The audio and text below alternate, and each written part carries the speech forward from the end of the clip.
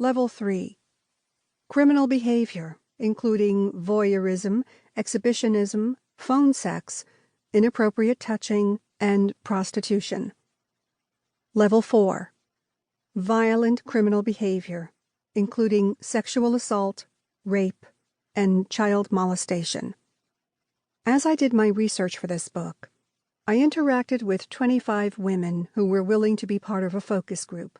They completed an extensive questionnaire, participated in an interview, and read and completed the questions on each chapter as I wrote them. At least 25% of the husbands represented in this group exhibited behaviors from levels 2 through 4. 100% of those men started at level 1. This book is for women whose husbands have engaged in level 1 sexual behaviors.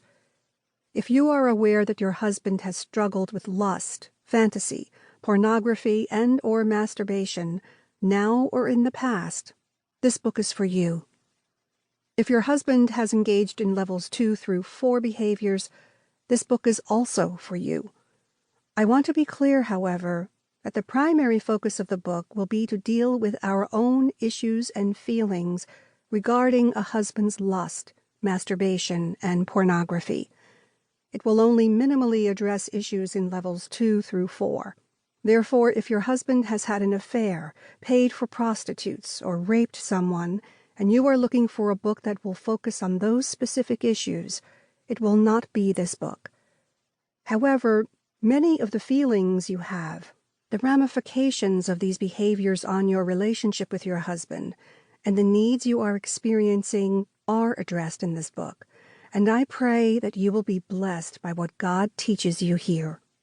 This book is not a handbook for fixing your husband. However, I'm very aware that you may be seeking information specific to your situation. In the appendix, I have listed numerous nonfiction books that I encourage you to investigate. I have also listed sexual addiction ministries, online resources, and counseling opportunities for you to prayerfully consider. In the end, you are only responsible for yourself and the choices you make. Sometimes in life you have to make the best decision you know how to make, given the information you have at the time. When my first husband did not take responsibility for his actions or recognize a need to repent of his behavior, the behavior escalated, and my emotional, physical, and spiritual health was at risk. I was advised by a Christian counselor and my pastor to end the marriage, and I did. Please hear me when I say this. God hates divorce. Malachi chapter 2, verse 16. And I have never met anyone who has gone through a divorce who doesn't agree with God on this one. It is God's desire that every heart and marriage be restored. Job chapter 22, verse 23. Some issues may make a marriage irreconcilable, but the purpose of this book is not to point you in that direction. Rather, it is to point you to the one who can bring about restoration and reconciliation. I decided to write this book for women who want and need to know that there is hope, and that God is big enough to meet all of their needs. However, this subject is extremely sensitive and complicated, and many women and couples will need outside assistance. The appendix contains information on how you can find the right assistance. I thank God that you are listening to this book right now. You are not alone. As you make your way through this book, you will meet many other women who have experienced the same hurt and betrayal you are experiencing. I pray that you will find the help and hope you need. My prayer is that you will focus your eyes on the God of hope rather than base your hope and happiness on your husband's choices.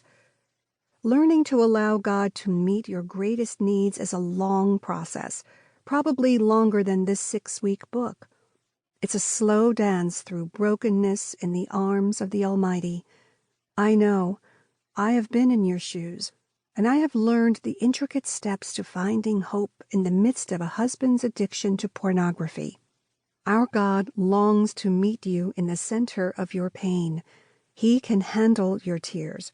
He knows your anger. He understands the feelings you are experiencing.